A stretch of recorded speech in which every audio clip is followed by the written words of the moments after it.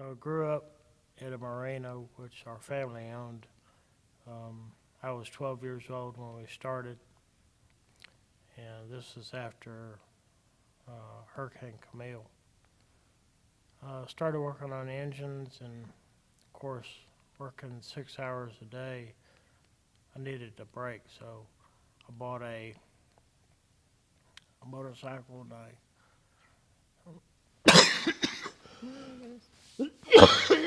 sorry. That's okay.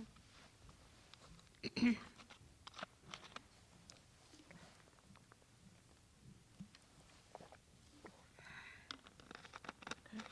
not supposed to have a drink in here. So I rode my bike a lot, and one day I was traveling up 49, and I saw this girl in an old car, and her horn was stuck coming out of Gulfport High School. I was like, oh, poor girl, she's so embarrassed. I was like, somebody needs to give her a car so that it doesn't, she's not embarrassed with it. So that was interesting. So God has a sense of humor. And when I became about 27, 28, I had this black hole in my heart, in my soul. I threw motorcycles in it, never made me happy. I threw money, boats, just everything I could think of. And of course, the Bible says, seek God, not wealth.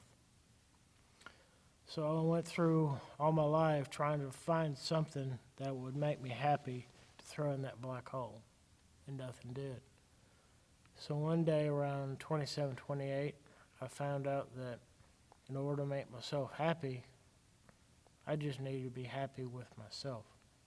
So I went to the mall one day and I sat down, just being by myself, and I was talking to God. And I said, if you want me to be single all my life, that's okay. And in walks a nurse with white shoes, white stockings, knee-length white skirt, white top, and the little hat that goes out there. Her hair was in a bun, and the hat covered it. And I said, well, that's neat. It walks the second one, just like the first one. I was like, okay, are you trying to tell me that I'm not going to be alone all my life, that I will marry a nurse? And I said, Lord, I said, only you can make it possible if a third lady walks in just like the first two. So I sat there 15 minutes, and then walks the third one. I said, okay, so I'm going to marry a nurse. I said, if I'm to marry a nurse, I said, I would like for you to have her ask me out instead of the other way around. That way I know for certain that's the girl that you want me to marry. So I went to Gulfport Baptist, and I'll let Kathy take over at this point. So we were both, we were in the singles class there. John and Carrie Hayes were our teachers, and I knew Mark was in the class, and he knew I was in the class, but we never really talked. He was very, very quiet and very shy. And there would be comments every now and then, he's just always, he's here, but you never hear anything out of him. And so he had been watching me for about 1.5 years, and I had been watching him for about 1.5 years, but neither one of us ever let the other one know that. He would sit in the balcony, and I was always on the floor, and he always kind of knew where I was at in church. Let me tell a piece. Sure. There was a church or class gathering for Christmas, and they had a little game that you play, and they said, oh, bring an item that's about $10 to $12. I said, you know, I'm going to do something different. I'm going to find out what this glass is really made of. So I bought a crystal candy bowl that was like $85 to $100, and that was my gift. And I said, I'm going to find out which girls want the gift because it symbolizes what they want, not what they need. And I sat back and I recorded in my mind all the girls that wanted that bowl. And Kathy was one of them that it would be nice to have, but you know, I'm not eager to, you know, want that bowl. So she was one of the girls out of about 3 that didn't want it. So anyway, John and Carrie Hayes were our teachers, and Carrie invited both of us to a softball game. She played on the softball church league, and I didn't know she invited Mark. Mark didn't know she invited me, and I don't know if that was her matchmaking abilities, if she intended to do that, but we got to the game, and he sat behind me several bleachers up, and we recognized each other and realized we were, you know, from the same class, started talking a little bit, and I had kind of walked down and was watching Carrie play, and he eventually came down that way and was talking to me. And you were watching her because she had a heart monitor she on. did. Her purpose of inviting me, or so she said, was she had to wear a heart monitor. She was having some issues, and they had her on a 48-hour heart monitor. And she said, I just need you to record when I run and when I'm being still so that we have documentation of what I'm doing in case there's something that shows up on the monitor. And I said, okay. So that's what I was doing. That's why I thought I was there. But anyway, at the end of the game, she came up, and Mark and I were talking, and she said, John and I are going to go get something to eat. Would y'all like to go with us? And we thought, well. I knew it was coming. I said, sure. Mark said, okay. He said, well, you can ride with me. So got in his car, and we drove off. Well, that was Tuesday. Wednesday, we went to church service on Wednesday night, and church was over, and we were walking out, and several steps down from him walking out the door, and I said, turned around, I said, hey, would you like to go get an ice cream or something sometime? And he said, sure.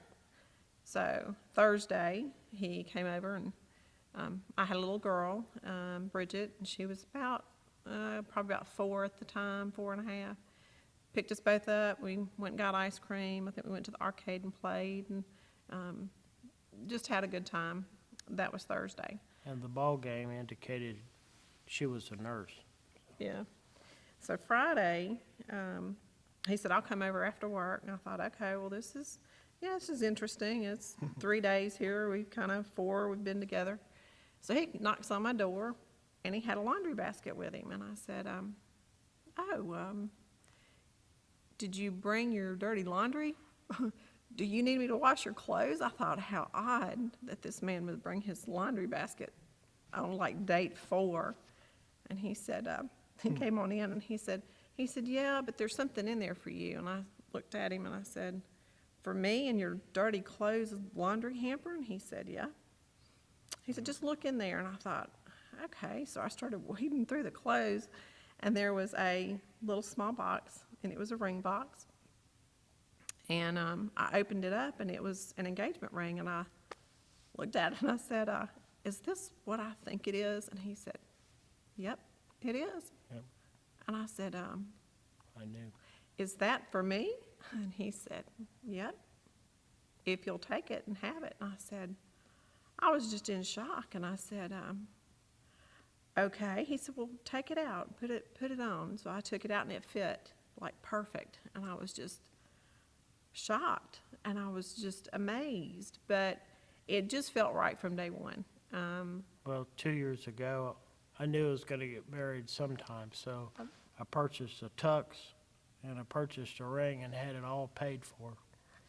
And I thought, he's been engaged to somebody else, and this girl didn't want this ring. And I looked at him, and I said, is this ring like new, or was this like a previous engagement went bad and you just had this ring? He said, no. He said, no, actually, I bought that ring 2 years ago for whoever my wife was going to be, and I put it up and paid for it. And I was just shocked. I just had never heard of such a thing. And I was like, okay, well. So that was it. That was Friday. And went to church on Sunday, and of course we were all excited, and people were looking at us like, what are they doing together? God's sense of humor. We announced in Sunday school we were getting married, and the eyes were about that big, and they were like, we didn't even know you were dating. We didn't even know y'all talked. And we were like, well, it was quick. We went out on Tuesday and got engaged on Friday, and they were just, it was just this whirlwind. But we got married in July 28th. I was in nursing school, and I was right toward the end of nursing school. So I was finished nursing school in May, and got pregnant in September. Had Brianna in June. I took my nursing boards 3 weeks after that. So it was just, that whole year was a whirlwind. She missed her first RN degree by point. I was so incredibly sick when I was pregnant with Brianna, and I failed by 1/10 of a point. They have no mercy. They said, you will repeat the course, so I had to repeat my last semester. And I repeated that semester, and of course made A's that time, and waddled across the stage. I was due any day, and took my nursing board. She was about 3 weeks old when I took my nursing boards. But we lived in Gulfport for about 5 years, and he had a computer engineering degree, and not a lot of work on the coast for what he did, and he put his resume out there for some contract jobs, and the money was very good. And this is where he kind of started, I guess. Our son was about 9 months old, and he took his first contract job. And it was in Florida. It was in South Florida, and I stayed back in Mississippi. Didn't know if I was going to be able to find work there, so I just kind of stayed at my mom's and dad's with the kids for a little bit and kind of see how things were going to go for him. And I moved down shortly thereafter. And that was, we moved a lot, most of his jobs. Tell him about the drive shop. No, the horn. No, the drive shaft. It was the same car, right? It was the same car. The girl going down the highway with the horn was me. My senior year in high school, I left at noon every day, and I got in my car, and I closed my door, and when I closed my car door, the horn was stuck, and I just laid down in my seat because everybody who was anybody left at noon, and all the popular kids, we were all leaving, and I just laid down, and I thought, oh, this is awful. Please don't let anybody walk up and look in this car and see who this is. So I laid there for about 5 minutes, kind of listened to the cars pulling off. Finally figured out everybody had kind of left. I was the last one. So I drove all the way, probably about 8 miles, down Highway 49 to my house. So embarrassed. People passed me like, what on earth? So the girl with the stuck horn was me. And we were passing each other even then. It's funny how that works. But we moved a lot in our marriage. He had a lot of jobs. He had a lot of contract jobs. And those jobs, they would tell us, the contract's 3 years. And we would get there, and it would be 6 months. 6 months or 8 months. Contract people were the first to go. Salaried people got to stay, but if you were a contractor, you were the first to go.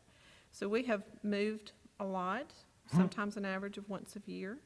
I think in a lot of marriages, one of the spouses would have said, I'm done with this. We can't live like this. It was hard. There were times he would be without work 3 months, and at one point we got down to 50 cents. Yeah. And tough times. Yeah. Times that when I came home after working out of state My daughter didn't even know who I was. That kind of broke my heart right there. It was hard. There was one point where he worked in Kansas City, Missouri for 6 months. He flew out on Sunday night and flew home on Friday night. So we really just had the weekend. And 3 kids and a brand new baby, and it was tough. But we've lived in Florida 3 times. We've lived in Virginia twice. We've lived in North Carolina 3 times. We've lived in Mississippi. We've come back to Mississippi a couple of times. So we really have been all over.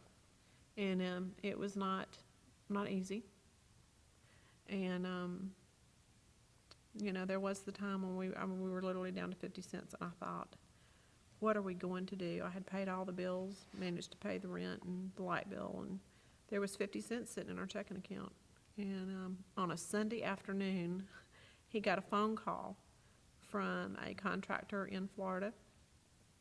This was trip number 500, yeah. I don't know, 2. I can't remember if this was the second or the third move to Florida. Called him on a Sunday afternoon and said, hey, man, we've looked at your resume. You're perfect. You're what we need. When can you be here?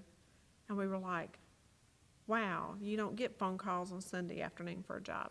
Who gets a phone call on Sunday afternoon for a job?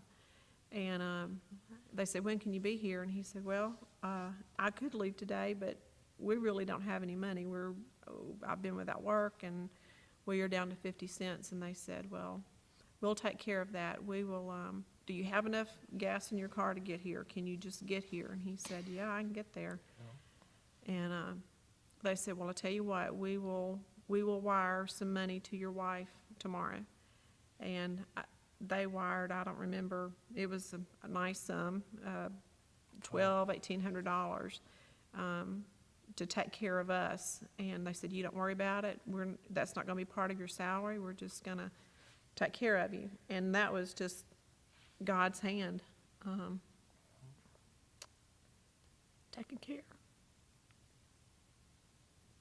So I packed us up. I packed the whole house by myself, and some Sunday school members came and helped me load the U-Haul up, and he flew back in just in time to drive the U-Haul to Florida. But our whole marriage has kind of been that way.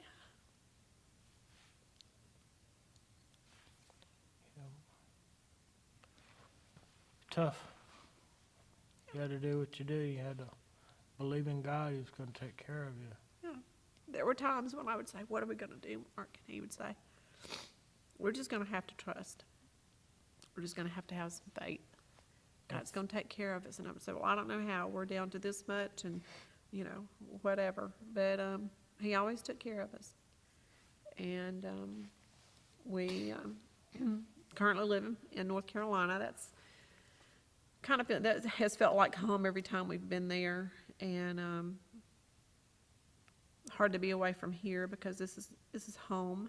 This is where my daughter is and my mother is. But, yeah, through the rough times, I still paid 10% to God, yeah. Even though I had 50 cents in the bank. It was, yep. And I found out through the years that God has specific churches or individuals that you need to give this money to. And every time that I gave money to this church, specifically, everything has worked out perfectly. I've given money to other churches, to individuals that I thought needed it. God would punish me for that. I was like, okay, all right, I'm listening. Don't do that again. That kind of hurt. So he says, okay. Yep. Yeah. God loves you. He wouldn't do anything to hurt you. It's just like Job. Satan says, let me show you that he will curse you. And Satan took everything away from him, killed his family, took all his stock, took all his profit, everything.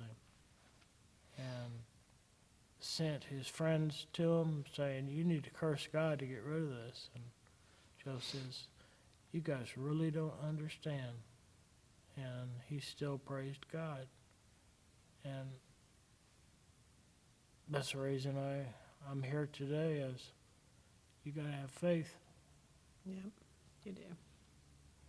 And that means that even though God says, "Okay, Satan, you can go ahead and test this person," and of course Satan unleashes, everything he can think of to put you in the ground and hurt you.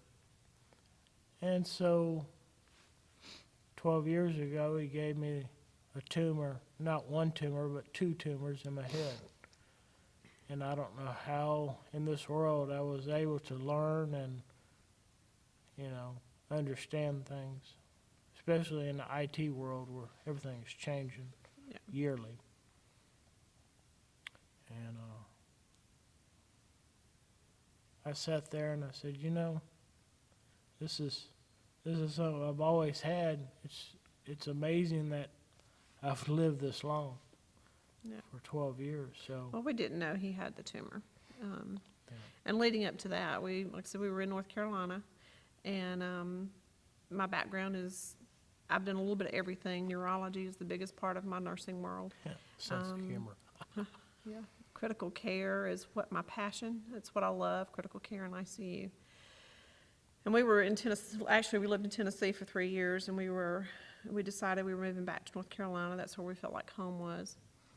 And I started applying for critical care jobs, and one facility in particular was a trauma hospital and had a trauma ICU, and that's where I wanted to go. And I started applying, and had worked there before. One of the times we lived in North Carolina, I'd worked at this hospital. And applied and applied and applied, and couldn't get any work there, never got a call.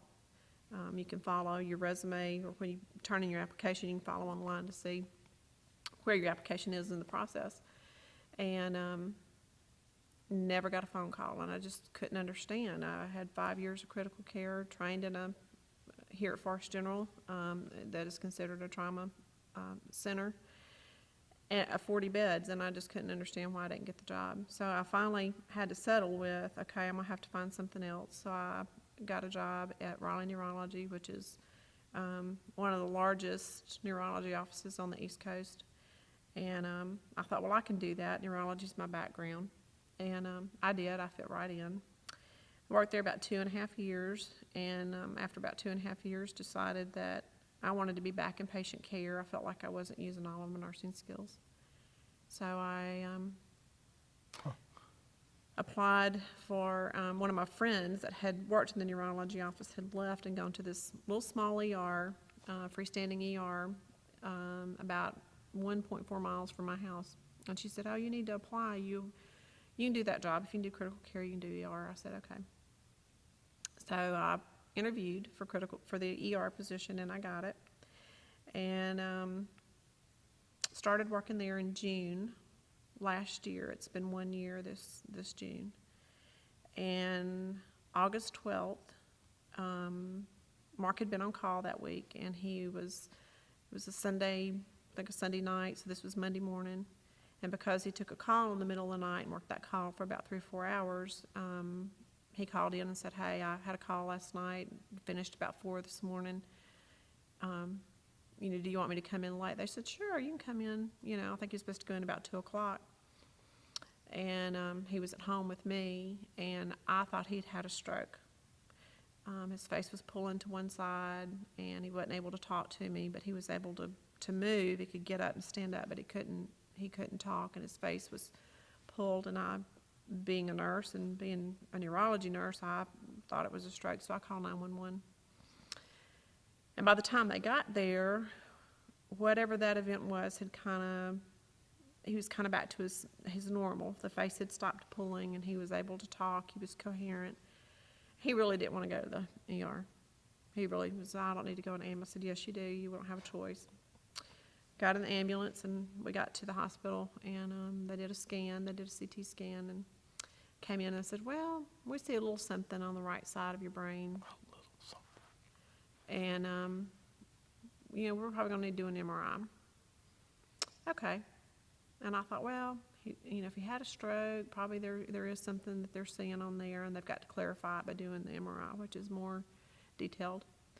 Did the MRI and came in and said, yeah, we see something on there, and we're going to have to consult. We're not sure if it's a tumor or if it's an infection in there, but we're going to have to admit you, but we need to do a lumbar puncture and do some other things. So Yeah, that was fun. did a lumbar puncture at midnight and got him in a room about 1:30, and my nursing mind was, playing out all the scenarios. Okay, it could be an infection. They said it could be a mass.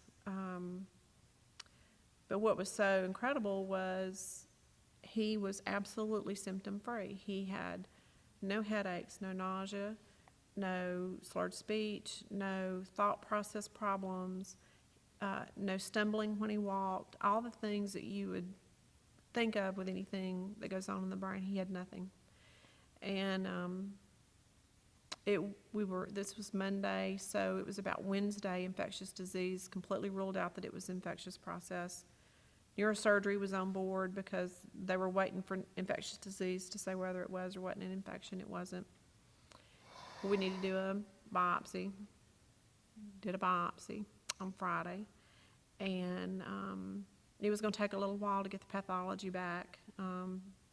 About 3 weeks is what they said. But just from the quick read they do during surgery, the pathologist there at the hospital just looks at it real quick, trying to kind of give the doctor an idea what it is. And they said it looked like probably an oligodendroglioma, which is a tumor. And there are different grades of tumors. Grade 1 and 2 typically are not malignant. They're considered benign. They are masses, but they're benign. Grade 3s and 4s are considered cancer. And he said, but we've done the biopsy, but he's going to have this mass removed. It's too big. And it was a while before anybody told us how big it was. It was large on the right side, and it was large enough that it had already shifted his brain from the right to the left. And in my nursing career and in neurology, I was just amazed that he was functioning normally at all, much less that this was so big that it had pushed his brain to one side, and he was still just as normal as anybody else. You would not know that there was anything wrong with him. Yeah, here comes the part of kind of sense of humor. She had worked at Raleigh Neurology before the ER, and the doctors just loved her. Every time she went over there to meet her friends, it's like, oh, are you coming back? We really need you. So she made a lot of friends with a lot of doctors. And when we were admitted to the hospital, of course, neurology was consulted, and it was the doctor that one of the doctors I worked with. So he was well taken care of. And the doctor that I worked with before I left there was Dr. Bowen. Dr. Bowen, of course, all the doctors, when I would come in to visit after Mark got sick, they were like, who's going to do his surgery? I said, well, I haven't decided. I said, but I really think I would like Dr. Alan Friedman at Duke. And they said, well, he's the best, and he's not just the best here. He is world-renowned. Like, you cannot get any better than Dr. Alan Friedman. People come from all over the world for him. And I said, yeah, I know, but I don't know if we can get in. And Dr. Bowman just looked at me and he said, oh, that's not going to be a problem. I used to work with Alan. I'm good friends with him. He said, I can just make a phone call, have you in the same day. And I was just floored. I was like, Dr. Bowman, you would do that for me? He said, sure I would. He said, you just let me know when you're ready for a consult, and I'll get you in. And I was just like, well, let me talk with Mark, and let me see who he thinks he would like to go to. And he said, you don't have a lot of time to I said, yeah, I know. We've got to get this done. But we were waiting on the pathology. It took about 6 weeks to get our pathology report. It wasn't 3, and that was the longest 6 weeks ever. But I called Dr. Bowman back the next day, and I said, well, I've talked with Mark, and he thinks he would like to go with Dr. Alan Friedman. If you think you can get us in, he said, yeah, I'll get you in. I took her advice on this. He called me the next morning, Dr. Bowman did, and he said, Dr. Friedman will see you this afternoon at 5:30 when he gets through with surgery. And I said, wow, okay. He said, here's his address, here's his phone number. Make sure you take your scan with you. I'm going to fax your reports for you. And I was like, okay. So we took off to Duke, and Dr. Friedman said, yeah, you need surgery. So we did surgery in September, and I think he had a small stroke in surgery. He was very weak on the left side, had to go to rehab for 3 weeks. And Learn how to walk again. he had to learn how to walk again. And Went through chemo and radiation. That was fun.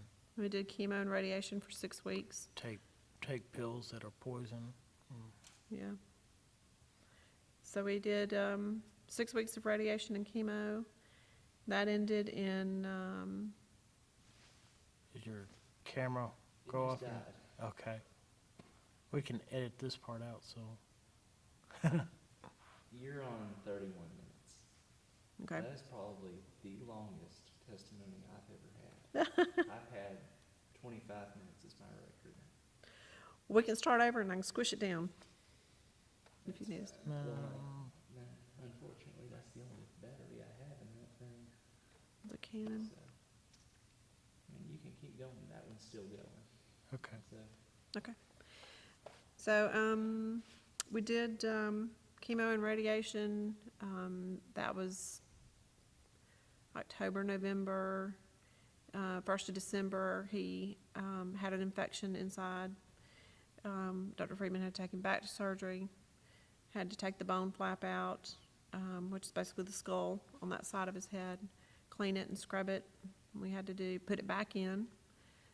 We did another couple of weeks, 2 or 3 weeks of,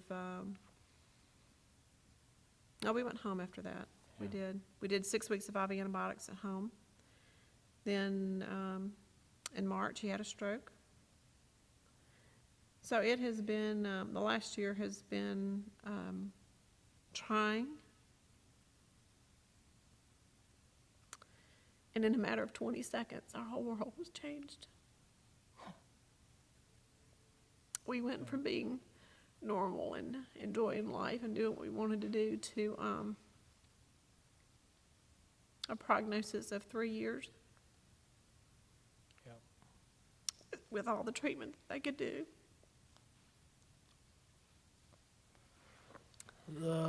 My side of it was I was working at Langley Air Force Base under a contract. So God says, I really don't want you working there anymore. So I left. I said, well, Lord, if you don't want me working there, you need to help me out with a new job. So he said, okay, I want you to work for Environmental Protection Agency here in the Triangle. I said, well, cool, that's neat. And I said, Lord, I really enjoy it here. If you could keep me here until I retire, I said, that would be neat. You got to fill forms out when you first start, and I saw short and long-term disability. I said, I've never had to fill that out. I said, well, I'm 52, and I said, something might happen, and you never know. So God says, Mark, you need to check those boxes. So check. And if I hadn't have done that, then we'd be in trouble. We'd be in a lot of financial trouble. But God was working. He, just put that in Mark's head that he needed to go ahead and check those boxes. And had he not done that, we would be in trouble. But it's been a tough road, and Yep. we just take every day. Every day's a new day, and Then we went from short-term to long-term disability, and then my human resources, unbeknownst to me, started filling out pieces and parts of what can happen later on. And so we ran into my life insurance. And to keep from losing the life insurance, we had to take out an individual policy. And it really wasn't enough that after I was let go, and I said, Lord, you need to take care of Kathy. I said, don't worry about me. I said, you're going to handle that part. I said, but I really would like to know that Kathy's taken care of. So, I'll let you tell it, because I can't make it. So we filled out the application for the life insurance policy. It was gonna be an individual policy, and it wasn't gonna be, the coverage would not be quite what he had, when he was working. But we took out what we could afford, and, got a letter that we were denied, and I thought, well, what on earth? What are we gonna do? And, then we got a phone call from the insurance person, the life insurance policy, and they said, we got your application, but we denied the individual policy because your human resources had filled out a premium waiver, and you were approved. And I thought, okay, I don't understand this. We were not approved for one, but we were approved for the other. And I said, what do you mean we're approved for a premium waiver? And she said, well, that means that your life insurance policy is going to stay in effect just like you were an employee, but you won't be paying a premium. We were prepared to pay about $252 a month for this life insurance policy. And they said, we're sending your check back for the $252, and you won't have a premium, but your policy stays in effect. And it was the same coverage that we had when he was an employee. So it went from individual 100,000 to the group life insurance from my original job, which is 200,000 plus my salary, So, which is all tax-free, which could more than handle what our bills are and take care of Kathy. so God took care of us. But 24 years, and we've laughed a lot. Yeah. We laugh a lot. We laugh at each other. We laugh with each other. Find things funny that, probably nobody else would find funny, but we laugh a lot together, and I think that's always good for the soul. Yeah, when we were getting married the first time, I was making faces, and she was squeezing my hand so hard I thought she was going to break it. I was like, stop it. So we started our marriage laughing. We haven't stopped. But life is, We got hit by a wave, yeah, life is hard, and and we were standing together, and the wave comes up and got us both. And then, I don't know if I want to tell this part, we ate pizza. oh my goodness, yes, don't go there. We laughed our whole entire honeymoon. So- We had a so- good time. Knowing the Bowen trait, we have interesting gas stories. So I had to go outside every time I needed to. I don't know, what do you call it? Extinguish myself. We laughed our whole entire honeymoon. That's how it started. So I'd go outside and I'd go inside. She said, did you just do it inside? I was like, no, I went outside and did it. Well, you need to go take a bath. Oh my goodness. But it's been a good 24 years. And we just did a scan last week, and it was no new growth. His tumor is the kind that it has fingers to it that grow deep in the brain. So there are parts that radiation cannot get, parts that surgery could not touch. So that's still there. But no new growth as of last week, and that's good news. We do another scan in September. And radiation, the tumor is so close to the optic nerve on my right side that there's a possibility I could go blind because of the radiation. So Yeah. then they started chemo. What was it? 5 days on, 28 off, and then 5 days on. Yeah. And my first one, I had a seizure. That wasn't anything. I got called Aaron had come in and propped me up. I had thrown up, and I was rasping for air. So he didn't know why he came home. He just was at a friend's house and he says, I gotta go.